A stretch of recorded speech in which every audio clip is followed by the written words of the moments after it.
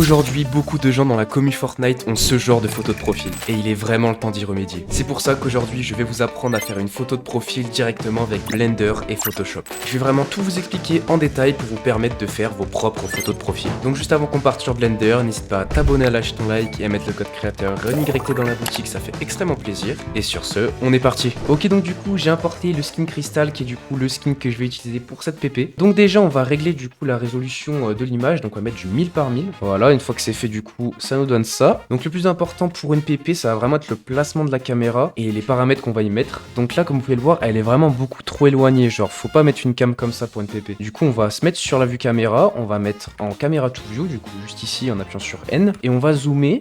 Alors, déjà, on va se mettre un peu près ici. Voilà, va falloir toujours essayer de respecter un peu ce zoom comme ça. Et après, on va essayer de voir ce qui pourrait bien rendre si je mets la caméra en bas ici, ou si je la mets en bas ici, ou même en haut quelquefois. Et du coup, on va essayer de trouver du coup un angle qui va nous plaire, et d'ensuite partir sur une pose qui va bien passer. Donc je pense que moi, je vais partir un peu sur une caméra un peu comme ça, vers le bas, juste ici, ça pourrait être pas mal. Et du coup, moi, je vais partir sur une pose où genre la main va être en forme de pistolet, et je vais un peu la décaler de la tête, enfin vous allez vite capter, vous inquiétez pas. Du coup, déjà, la première étape pour faire une pose dynamique, c'est qu'on va prendre les deux rigs d'ici. Assurez-vous bien d'être en local et en origine individuelle, et vous allez le baisser le corps comme ça, voilà, jusqu'ici faut pas non plus abuser, et vous allez prendre les deux rigs du dessus comme ça, et vous allez les mettre vers l'avant. On peut même prendre le troisième rig comme ça, voilà, et c'est pas mal. Vous allez relever un peu la tête, et déjà ça va donner cet effet de pencher vers l'avant notre skin qu'on cherche. On remet un peu la cam comme on voulait, et voilà. Donc ensuite on va s'attaquer à la position du bras. Donc déjà on va essayer de faire en sorte que la main soit au niveau du visage comme ceci, voilà. On va décaler un peu le bras. Pensez toujours à monter les épaules quand vous montez un membre. Par exemple là, mon bras il est pas vers le haut, imaginons qu'il est vers le bas, bah je vais un peu baisser l'épaule, et s'il est vers le haut, bah du coup je vais monter l'épaule comme juste ici. Et on va stacker à la position des doigts, donc du coup un peu une forme de pistolet, je voulais faire, vous avez capté. On va baisser les deux ici et on va monter les deux là. Ok, donc voilà, j'ai mis les doigts comme je veux faire, on met ça là et on tourne bien le poignet en mode comme ça. Ouais, voilà, et je pense que vous avez un peu capté ce que je veux faire un délire un peu comme ça. Ok, donc une fois que vous avez déjà une petite base, ce qu'on va faire c'est qu'on va rajouter du focal length un petit peu, on va genre en mettre un peu comme ça genre. Le plus important de toute façon dans une PP, ça va vraiment être les petits détails qu'on apporte à la fin. Là par exemple ma pose est encore vraiment extrêmement robotique, et vous allez voir que petit à petit on va faire en sorte de annuler cet effet en modifiant 2-3 rigs qui sont vraiment importants. Donc là déjà ce qu'on va faire c'est qu'on va stacker à l'expression faciale, donc on va la faire un peu souriante et sûre d'elle. Donc du coup on va la faire sourire comme ça, on va un peu tourner le rig comme ça pour faire vraiment un joli sourire. On va faire regarder le skin à la cam. Ah, on a un petit bug. Pour régler ce bug de, regardez, il y a les paupières qui suivent l'œil, c'est vraiment pas ce qu'on veut. On va aller en edit mode, on va prendre le rig de la paupière du haut, on va aller dans l'os vert, hop, on va cliquer sur relation et on met head. Je l'explique dans beaucoup de vidéos ça, donc pensez vraiment à toujours le faire. Ok, donc une fois que c'est fait, normalement si vous bougez du coup l'œil, il n'y a que l'œil qui bouge et pas les paupières, et du coup on va la faire regarder la caméra, déjà c'est mieux. On va remonter un peu les paupières du bas, et on va monter les sourcils, et on va baisser un peu ceux du milieu. On va augmenter les paupières du haut, voilà, comme ça c'est pas mal. Là déjà on a une pose qui est beaucoup mieux. Je vais aussi m'attaquer à la position de la bouche pour vraiment essayer de la faire sûre d'elle et souriante encore plus. Ok, donc du coup déjà qu'on a mis le bras à peu près comme il faut et la tête, on a une bonne expression faciale, on va stacker du coup au deuxième bras et on va lui faire tenir la caméra. Du coup ce qu'on va faire c'est qu'on va remonter l'épaule et on va essayer du coup de bien placer le bras, donc on va le mettre vers l'avant, on va mettre du coup aussi l'épaule vers l'avant et on va faire ça.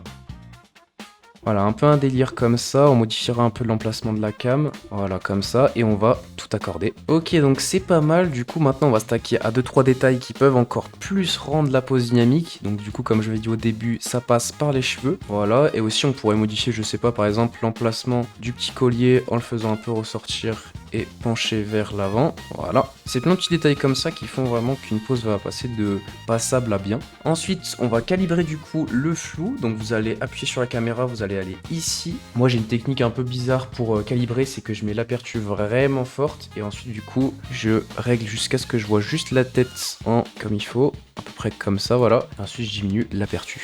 Ok, et là du coup, on a un flou qui est pas mal. Ensuite, petit tips pour du coup encore plus rajouter dynamisme, vous pouvez mettre une rotation à votre caméra. Par exemple là je pense qu'une rotation comme ça c'est celle qui passerait le mieux pour celle-ci, voilà. Et là rien que là on a un truc qui est bien mieux.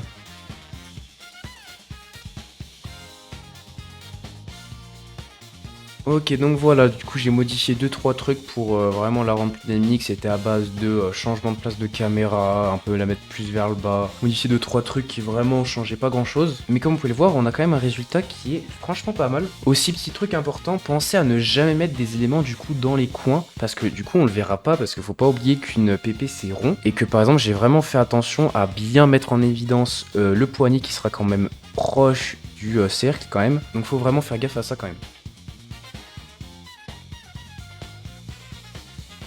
Et bah voilà les gars, je pense qu'on a un truc pas mal, on va passer sur Photoshop.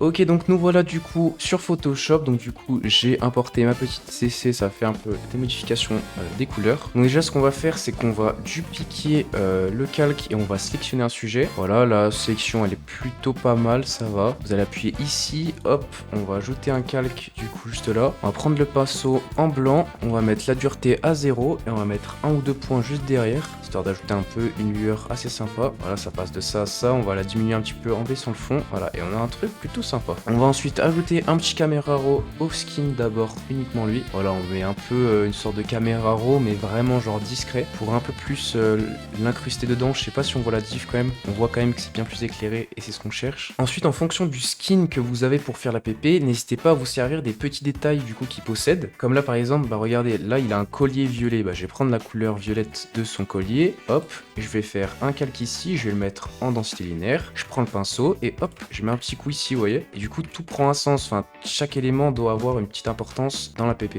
On va ensuite encore ajouter un calque, on va mettre encore une fois en blanc et on va ajouter 2 petits points sur les côtés juste ici, voilà.